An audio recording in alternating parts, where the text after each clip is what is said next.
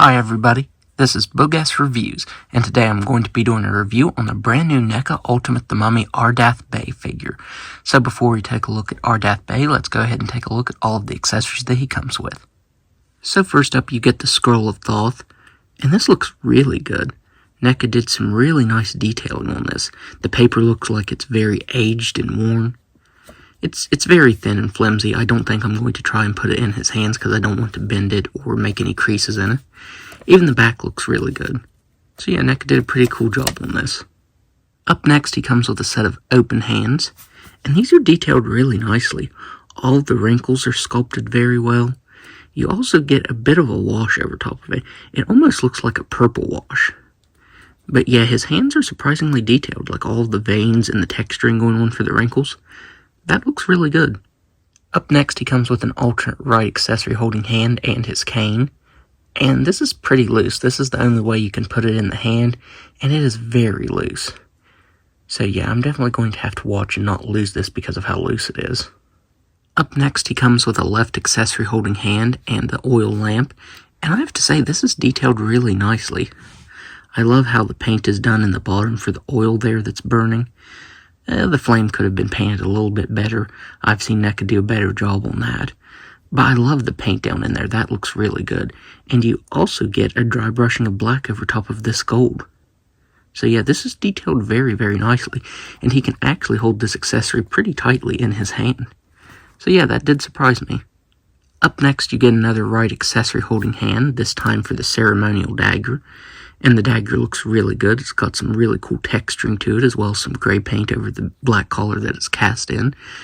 I just wish the hand would have came out just a little more. It's always going to be inside his sleeve there, and that looks just a little funny to me. Up next, he comes with an alternate set of open hands, where he's starting to decay again. And the texturing to them and the paint to them looks really good. I like the variation you get on his palms there, as well as that darker color for the fingernails and around the knuckles right there. The paint variation on these hands look really awesome. Up next, you get the head sculpt where he's starting to decay. And man, that looks really good. The texturing and all the different tones painted on the face look really good, especially for the nose and the lips right there, because on the next head sculpt, those are gone. So I like how it starts to look like they're starting to go right on this head sculpt. But yeah, all of the tones painted on look really good, like the gray right there. You get this reddish tone around here. That just looks very awesome. The one bad thing about these necks, though, is, let me get it here.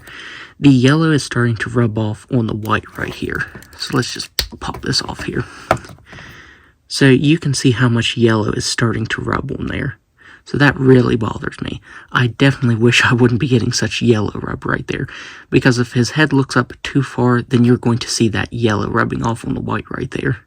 And finally, he comes with his completely decayed head sculpt. And this looks fantastic. The textures are still present there on the skin, but they get even more of a wash now. You can see the exposed skull right there, like with the teeth and the lack of nose. This head sculpt just looks really good. And the paint detail over top of it is amazing. Neca did a really good job at painting and sculpting all of these head sculpts. All the different tones over top of the face just really sell it. But much like with the previous head sculpt, let's pop this off here. There is some major yellow rubbing going on this one. You can see how bad that is on this head sculpt. So yeah, the paint rub really, really bothers me on all of these head sculpts.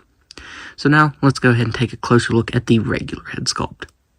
So taking a look at the standard head sculpt, Neca did a phenomenal job with the likeness of Boris Karloff. It looks just like him. All the wrinkles are sculpted on very well. You get some really nice variation over top of the skin. It's like a brownish color, and then you get this reddish color as well. I feel like it's a little too concentrated right here by his chin, but I do appreciate that we get some really cool paint variation there, especially like the circles underneath his eyes. This is a very, very awesome head sculpt, and I think it looks just like him. Surprisingly, you even get some really cool texturing to his fez. I really thought this would just be a smooth piece, but yeah, it's textured really, really nicely. You also get some very nice sculpt detail to his robe right here. The wrinkles look really good, and it has a bit of a, I think it's a brown wash to it. It really shows right here on the arms. And I think that looks really good. It brings the details out very nicely on the wrinkles. The only bad thing is they painted these joints right here, and they're just chipping away. The color isn't a huge difference, so it's not super noticeable, but when you start moving the arms around, the paint is just going to chip away. The paint is bunching on this left side. It won't even just chip off, it's just bunching up here in the joint. The bottoms of the robe is sculpted just as well, has that continued brown wash over top of it, and one thing that really surprised me is he's actually completely solid from the waist down. This is one piece. The feet actually do peg in the bottom here, but this is similar to what Neca did with Lily Munster. And that really doesn't bother me, because if they would have given him leg articulation underneath this, it would have been completely hindered. You wouldn't have been able to use it anyways.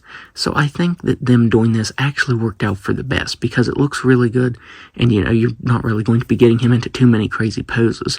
So I think this actually worked out for the best the way that Neca did this.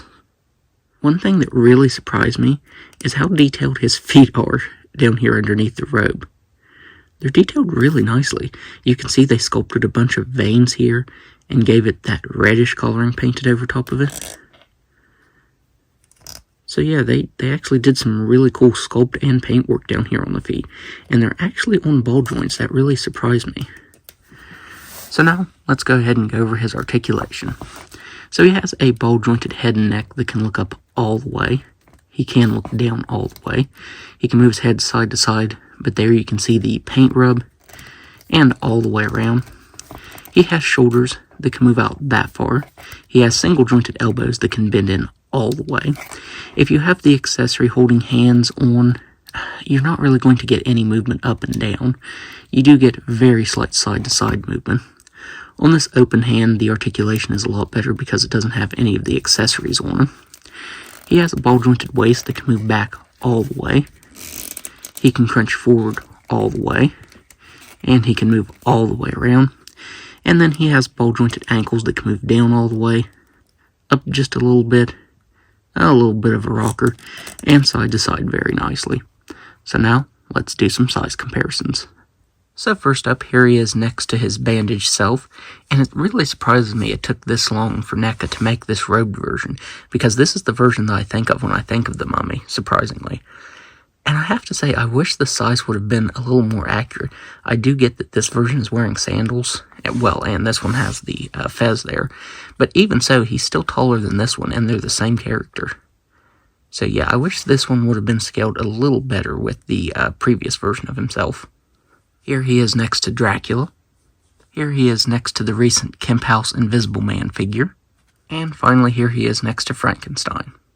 So overall, I would highly recommend picking this up because I think Neca did a fantastic job on it. The sculpt is really awesome, the likeness is perfect, and I especially love the paint variation on him. I will say, I think the lack of articulation is definitely going to annoy some collectors. Like I said, him being solid from the waist down really surprised me. So even though I don't mind that, I can see other collectors not liking that. But aside from that, I think Neca did a really good job with this. This is the look that I was waiting for, and they didn't disappoint. So, that's my review. If you like this review, be sure to hit the like button, and subscribe to my channel. Thanks for watching.